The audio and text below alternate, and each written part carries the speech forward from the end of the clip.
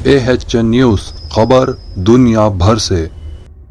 تلنگانہ میں ریونت ریڈی نے 9 سال بعد KCR کا تختہ الٹ دیا۔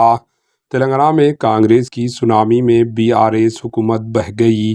تلنگانہ کے اسمبلی الیکشنز 2023 کے نتائج میں کانگریس کی سونامی دیکھی گئی، جس میں ریاست کی حکمران جماعت BRS بہہ گئی۔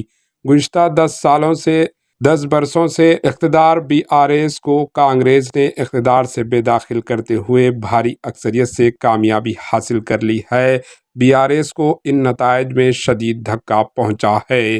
ریاست کے 119 حلقوں میں ہوئے انتخابات میں کانگریس سب سے بڑی جماعت بن کر ابھری ہے، جس نے اقتدار کے لیے درکار جادوئی ہنسا 60 عبور کرتے ہوئے 64 نشستوں پر بآسانی شاندار کامیابی حاصل کر لی ہے۔ پارٹی کی اس سونامی میں ریاست کے بعض وزراء منسٹرز بھی ٹک نہیں پائے، جن کو شکست ہوئی۔ کانگریس، جس نے تلنگانہ کو ریاست کا درجہ دیے جانے کے بعد سے اب تک اقتدار حاصل نہیں کیا تھا، BRS کے تمام محاذوں پر ناکامی کو عوام کے سامنے اجاگر کرتے ہوئے خط اعتماد حاصل کیا۔